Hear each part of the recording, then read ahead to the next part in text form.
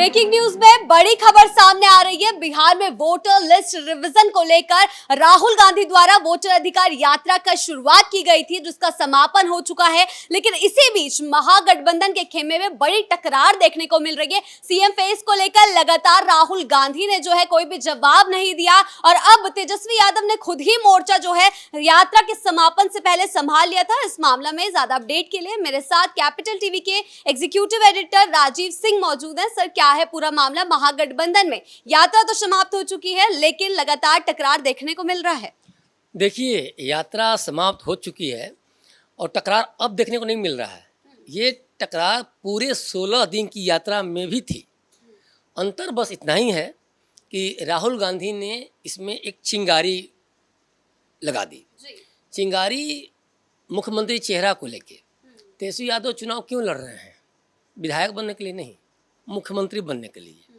लालू यादव के पुत्र हैं, तो उनको लगता है कि पिता की जो विरासत है, उस विरासत को संभालने का जिम्मेदारी मुझे ही दी गई है और मैं ही एकमात्र मुख्यमंत्री फेस बन सकता हूं। अब इस बात को समझना जरूरी है कि 16 दिन की यात्रा के बाद अब जो बम फूट रहा है, जो इनके मुंह से भी निकल रहा है, एटम बम, परमाणु बम, गाली गलौज, बंदूक, तो अब ये पूरा देखने को मिल रहा है। अब इसको यूँ समझिए, जैसे एक तो मुख्यमंत्री चेहरा को लेकर लड़ाई है, खींचतान है। दूसरा श्रेय को लेके, यात्रा का श्रेय जो कि भाई यात्रा सफल रहा, यात्रा बहुत शानदार रहा, बहुत भीड़ जुटी, उसका श्रेय जिसको जाएगा उसे ही जनता एक तरह से मुख्यमंत्री के चेहरे के तौर पे या फिर बहुत बड़े नेता के तौर पे या उस पार्टी को बहुत बड़े पार्टी के तौर पे आंकेगी। तीसरी बात है कि जनता किसके साथ है, इसको लेके भी है। नीतियों को लेके है, बिहार को कौन अच्छा शासन देगा, इसको लेके है। तो हर मोर्चे पे सीट शेयरिंग को लेके है। कई सारे मोर्चों पे ये लड़ाई चल रही है। अब देखिए, सोमवार को मतलब कि कल पटना के एक होटल में कांग्रेस की बैठक थी। उस बैठक में ये हुआ कि हम अब 90 से 100 सीटें लेंगे, उस पर हम अपने उम्मीदवार खड़ा करेंगे। पहले क्या था? पहले 50 सीटों पर इनकी बात थी दोनों के बीच में। फिर उसके बाद जब मन बढ़ा, 4 दिन यात्रा किए, तो हुआ कि 70 सीटों पे लड़ेंगे।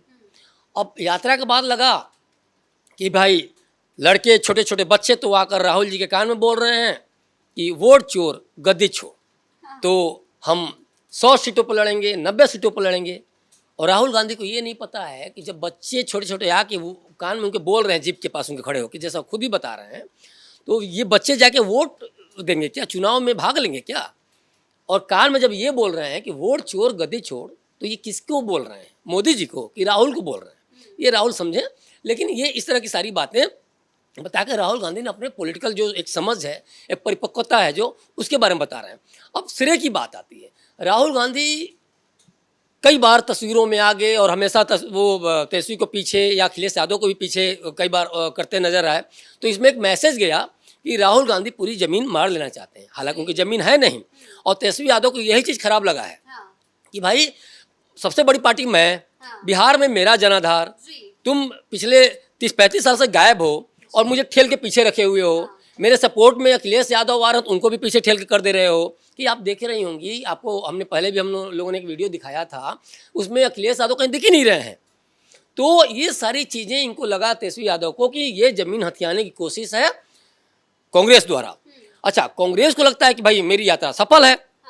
लेकिन तेजस्वी कितने चालाक हैं कि सोचे कि राहुल गांधी का पूरा खर्चा, राहुल गांधी की पूरी सारा तामझाम, और मैं उनके कंधे पर रख के बंदूक चलाऊंगा, क्योंकि मेरी बड़ी पार्टी है, मेरा बड़ा बिहार में जनाधार है। लेकिन ऐसा राहुल गांधी ने होने भी नहीं दिया। इसके लिए तेजस्वी ने फिर जनसभा भी संबोधित कर ली समापन से पहले। मतलब अपने जमीनी स्तर को तैयार करने के लिए उन्होंने राहुल गांधी के पीठ में ही छुरा घोंप दिया है, ऐसा कहा जा रहा है। देखिए, तेजस्वी यादव को डर लगना तो लाजमी था ना। क्योंकि हर जगह राहुल गांधी जिस तरह श्रेय ले रहे थे और उनकी जमीन नहीं थी, इसके बावजूद भी श्रेय ले रहे थे, तो तेजस्वी यादव को लगा कि यार मेरा तो जमीन ही खिसक जाएगा, जनाधार ही खिसक जाएगा। तो उन्होंने क्या किया, सिवान तक को चुप रहे। सिवान के बाद जैसे ही यात्रा सारण में आती है, तो उन्होंने अपने मुख्यमंत्री चेहरे का घोषणा कर दिया। और देखिए, बेसब्री देखिए, इसके पहले एक दूसरी भी बात हुई कि लगातार ये कांग्रेस इंडायरेक्टली देखा जाए तो असहज कर रही थी तेजस्वी को। दीपांकर भट्टाचार्य जब कहते हैं कि चंद्रशेखर का जब नाम लेते हैं, जो चंद्रशेखर जेएनयू के 2 बार अध्यक्ष रह चुके हैं, दिवंगत, उनकी गोली मार के हत्या कर दी गई थी सिवान में और चौक पे, और ये आरोप लगा था शहाबुद्दीन पे। और शहाबुद्दीन के बारे में कहा जा रहा है कि शहाबुद्दीन के बेटे आरजेडी के टिकट पर चुनाव लड़ेंगे। तो जैसे ही दीपांकर ने नाम लिया तो ये घबरा गए तेजस्वी, यार ये तो बड़ा गड़बड़ कर दिया, क्योंकि मैं तो टिकट देने वाला हूँ और उनके हत्यारे को के बेटे को एक तरह से टिकट दे रहा हूँ और उनके हत्या का आरोप शहाबुद्दीन पर लगा हुआ है। तो ये पूरा का पूरा परेशान हो गए। तो इन्होंने क्या किया कि फिर दोबारा पटना में आके उन्होंने बंगले चौराहे पर उन्होंने कह दिया कि भाई सीएम मैं ही बनूंगा, क्योंकि मैं यदुवंशी हूँ, भगवान कृष्ण का वंशज हूँ, मैं मेरे पिताजी लाल कृष्ण आडवाणी को गिरफ्तार करवाए थे। और ये कह के उन्होंने अपने यादवों के पावर के तौर पे भंजाने की कोशिश की और ये उन्होंने शो किया कि यादव ही मुख्यमंत्री बनेगा, एक यादव चेहरा ही मुख्यमंत्री बनेगा और हम इतने पावरफुल हैं। और कहीं ना कहीं यादवों को खुशफहमी पालने की या खुश करने की ये कवायद थी। दूसरी एक बड़ी बात कि इस पूरी कड़ी में कहीं ना कहीं देखिए ये जो शीर्ष सैनिक का जो मैं मुद्दा जो कह रहा था या मुख्यमंत्री चेहरा की बात करता है श्रेय लेने के, इसमें तेजस्वी थोड़ा सा पीछे हटते नजर आए थे। इसलिए कि देखिए इसमें कई सारे जो जंगल राज के आरोप लगा रहे हैं लोग या फिर ये बातें उठती हैं, लालू का बार बार चेहरा उसमें लगाए हुआ है, तो यहाँ कांग्रेस अपने आप को असहज पा रही है। कांग्रेस का कहना यह है कि जो एक दिल्ली में जब मीटिंग हुई थी तो उसमें कांग्रेस खुद कह रही है कि तेजस्वी को हमने तो बता ही दिया था कि भाई अगर आपके चेहरे पर हम चुनाव लड़ते हैं तो हमें यादव वोट तो उनको आपको मिलेगा, लेकिन बाकी जो ओबीसी की अन्य जातियां हैं, गैर यादव ओबीसी जो हैं, उनके वोट नहीं मिलेंगे। दूसरी बात कांग्रेस को अब ये भी डर लग रहा है कि फॉरवर्ड कास्ट कहीं ना कहीं छिटक जाएंगे हमसे और आपके चेहरे पे होने के चलते। ये बात और है कि अगर सीटें आती हैं, सरकार बनाने का मौका मिलता है तो आप मुख्यमंत्री बन जाइएगा, वो बात की बात है, लेकिन आपके चेहरे पे हम चुनाव नहीं लड़ सकते। ये कांग्रेस का दो टूक है और यही चीज़ तेजस्वी को नहीं पच रही और इसीलिए तेजस्वी ने लालू यादव से बात हुई होगी या पार्टी के बीच में बात हुई होगी और संगठन के बीच में बात हुई होगी, तो ये हुआ कि नहीं भाई अपने आप को अनाउंसमेंट कर दो, नहीं तो पूरी बाजी मार लेके चले जाएंगे, यात्रा के सिरे लेके चल ही रहे हैं। तो ओवरऑल पूरी कहानी यही है। सीएम फेस को लेकर जब भी राहुल गांधी से सवालात किए गए तो उन्होंने हमेशा पीछा ही किया है, उन्होंने हमेशा बातों को घुमाया ही है और कभी भी एक संतुष्ट जवाब जो है नहीं दिया है। तो यानी कि सीएम फेस को लेकर अभी भी वो संतुष्ट नहीं है कि तेजस्वी यादव ही चेहरा होंगे, इसलिए तेजस्वी ने पूरी कमान संभाल के खुद को ही बता दिया है कि मुख्यमंत्री चेहरा मैं ही बनूंगा या ऐसा कुछ, मतलब उनका कहना है। देखिए ये सिर्फ कांग्रेस की बात नहीं है, ये पूरे महागठबंधन की बात है। जब दीपांकर भट्टाचार्य चंद्रशेखर का नाम लेते हैं तो ये बता देते हैं कि राजद हत्यारी पार्टी है इनडायरेक्टली, और इसीलिए तेजस्वी असहज होते हैं क्योंकि शहाबुद्दीन पर जब आरोप लगता है और शहाबुद्दीन के बेटे को जब टिकट देने की राजद की तरफ से ये हो रहा है तो फिर मैसेज क्या जा रहा है। तो ये कहीं ना कहीं इनडायरेक्टली, अच्छा कांग्रेस ने अपने ट्विटर हैंडल से शेयर भी किया इस वीडियो को, तो ये मैसेज क्या दे रही है, तो ये एक दूसरे के साथ जो लुका छिपी चल रही है ना, तो ये साफ साफ बताने के लिए काफ़ी है कि ये एक दूसरे के साथ भले दिखाने के लिए कह रहे हैं कि भाई मैं साथ हूँ, लेकिन पूरी यात्रा के दौरान तो खींचतान थी ही। अब यात्रा के बाद साफ तौर पे पटना में दिखी और अब जो होटल में मीटिंग चल रही है या लोगों की भी बैठकें हो रही हैं और जिस तरह से आरोप प्रत्यारोप इंडायरेक्टली लगने शुरू हो गए हैं, तो ये बताने के लिए काफ़ी है कि सीएम फेस को लेके किसी कीमत पर तेजस्वी के साथ समझौता नहीं हो सकता है। हाँ, सरकार बनने का मौका आता है तो वो दूसरी बात है, लेकिन ये इतना आसान नहीं है क्योंकि जिस तरह से विकास की राजनीति करके नीतीश कुमार ने जो बहुत ही शानदार अपनी छवि पेश की है, जिस तरह से डबल इंजन की सरकार काम कर रही है, तो जनता यूं ही 4 बार चुन के इनको नहीं भेजी है। तो ये डर है कहीं ना कहीं। अच्छा, एक बड़ी चीज़ इसमें और भी है, इस बार महागठबंधन के लिए और भी खतरा क्यों ये दोनों कांग्रेस भी डरे हुए हैं। कांग्रेस की तो चली जमीन नहीं है, वो डरी हुई, ठीक है, समझ में आ रहा है उसका, लेकिन राजद क्यों डरी हुई है। देखिए पिछली बार क्या था कि 134 सीटों पे चिराग पासवान लड़े थे, एनडीए के घटक नहीं थे, उपेंद्र कुशवाहा भी अलग थे और प्रशांत किशोर का भी कुछ वो नहीं था। अब देखिए इस बार चिराग पासवान भी साथ में है, उपेंद्र कुशवाहा भी एनडीए घटक हैं और सबसे बड़ी बात प्रशांत किशोर मुस्लिम राजनीति पे पूरी के पूरी अपना गेम खेल रहे हैं। तो अब मुस्लिम एमवाई समीकरण कौन देता है भाई, इसका इक्वेशन है ये राजद का है। कांग्रेस का भी मुस्लिम वोट है, लेकिन ठीक है अभी तो कुछ थोड़ा भड़के हुए हैं लोग, लेकिन प्रशांत किशोर को इस बार मुस्लिमों का वोट जाना है, इसमें कोई दो राय नहीं है। और इसीलिए ये सब घबराहट जो मची हुई है, तो अपने आप को सोच रहे हैं कम से कम कि महागठबंधन के सीएम फेस के तौर पे हम अगर प्रोजेक्ट कर देते हैं तो हमारी बात बन जाएगी। आखिरी सवाल ये भी है कि कितनी छाप छोड़ी है इस यात्रा ने बिहार में। देखिए मैंने बताया है कि अब यात्रा ने छाप क्या छोड़ी। आपको पता है पूरे यात्रा के दौरान वोट चोरी का आरोप लगा रहे हैं लोग।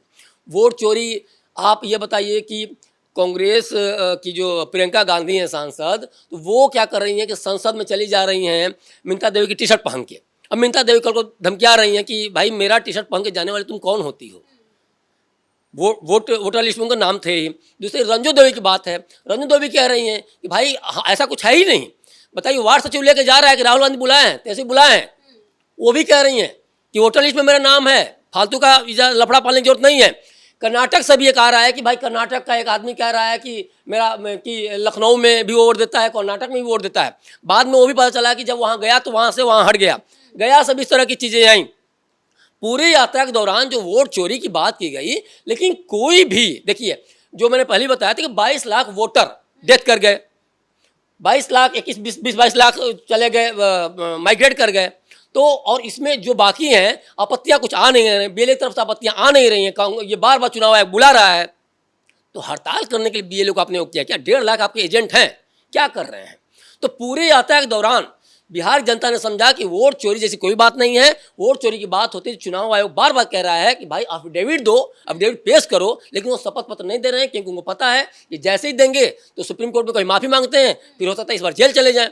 तो ये ओवरऑल पूरी कहानी यही है। वोट चोर की जो बातें खुद राहुल गांधी बता भी रहे हैं, उन्हीं के कान में आके बच्चे उन्हीं को बोल रहे हैं। तो अब समझने वाली बात है कि वोट चोरी जैसे न कोई मुद्दा है। तो कुल मिला जुला के जिस बेस पे यात्रा उन्होंने स्टार्ट किया था वोट चोरी को लेके, वोटर अधिकार यात्रा को लेके, वो खुद ही बताने में असफल रहे कि ये वोटर का अधिकार है क्या। वोटर का अधिकार क्या है? वोटर लिस्ट रिवीजन, जो रिवीजन हो रहा है उसमें क्या कर रहा है चुनाव आयोग कि आपको शामिल कर रहा है, जो लोग नहीं उनको हटा रहा है। ये है वोटर अधिकार, ये है वोटर का राइट। और जबकि इस पर कोई बात नहीं हुई, कहीं कोई नहीं जा रहा है चुनाव आयोग के सामने, और चुनाव आयोग बुलाने के बावजूद भी ये भाग जा रहे हैं। तो रियल में देखा जाए तो ये यात्रा इसीलिए पूरी तरह से फ्लॉप है, क्योंकि बिहार की जनता समझ चुकी है कि ऐसा कुछ भी नहीं है, ये सिर्फ प्रोपेगेंडा है और किसी तरह से सत्ता में काबिज होने की कवायद है। जी, बहुत बहुत धन्यवाद आपका इन तमाम जानकारियों के लिए। तो जिस तरीके से इस यात्रा की शुरुआत की गई थी, अंतिम चरण में पहुंचते पहुंचते ये यात्रा पूरी तरीके से फ्लॉप होती हुई दिखाई दी है। महागठबंधन में लगातार इस यात्रा के बीच में खींचतान देखने को मिली और अंतिम समापन के दिन भी ये खींचतान जारी रही। आगे चलकर ये खींचतान चुनावों में कितना असर डालती है, ये देखने वाली बात होगी। इस पर हमारी नजर जो है बनी रहेगी। ब्रेकिंग न्यूज में फिलहाल इतना ही। कैमरा पर्सन कुणाल के साथ मैं शिवानी रतूड़ी, कैपिटल टीवी बिहार।